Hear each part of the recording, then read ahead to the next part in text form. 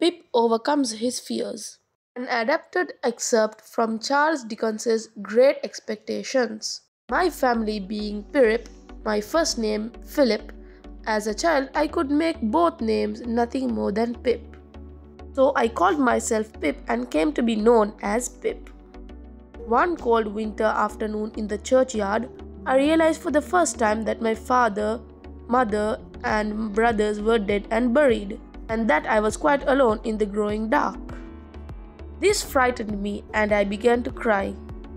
When suddenly, "Hold your noise," cried a terrible voice. "Keep still for your own good, boy." "Don't cut my throat, sir," I cried in terror. "Tell us your name," said the man. "Quick!" "Pip, sir, Pip." "Show us where you live," said the man. I pointed to our village. The man turned me upside down and emptied my pockets. There was only a piece of bread in them, but he roughly set me on a tall tombstone and he ate the bread as if he was starved. "Who do you live with, if I kindly let you live?"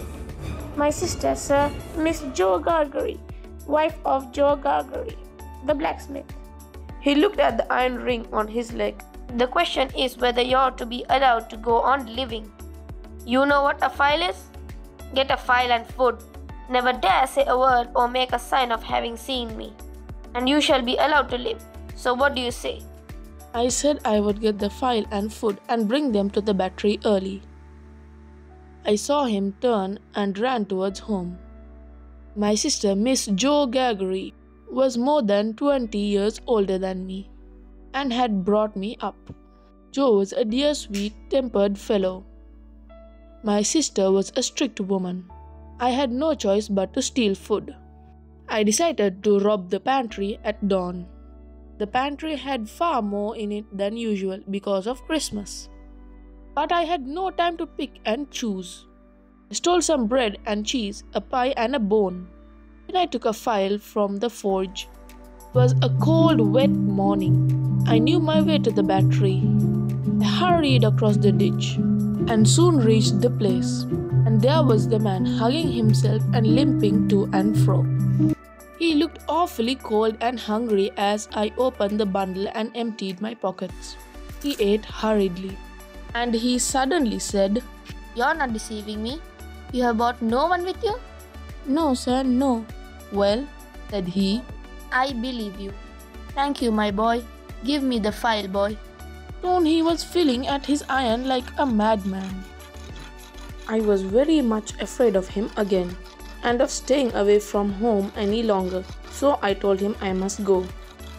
When he did not answer, I slipped quietly away. I thought I should find a policeman waiting for me when I went home, but the robbery had not been discovered, as the dinner had been made ready the day before. Dinner time came, and I was still uneasy. Later at the door, I ran into a party of soldiers, one of whom held out a pair of handcuffs. But the sergeant walked in, the handcuffs in one hand and his other hand on my shoulder, explaining that he was on a chase in the name of the king. The lock on the handcuffs was not working. He wanted the blacksmith to mend it. When Joe had finished his job, he had the courage to ask if he and I might go with the soldiers to see what became of the hunt. This is how we came to be a part of the manhunt. The convict was spotted and subsequently caught. I looked at him eagerly and tried by shaking my head to tell him I had not given him away. He looked very close at me in a way I could not understand.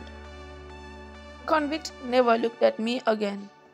Suddenly he turned to the sergeant and remarked, "I wish to say something about this escape.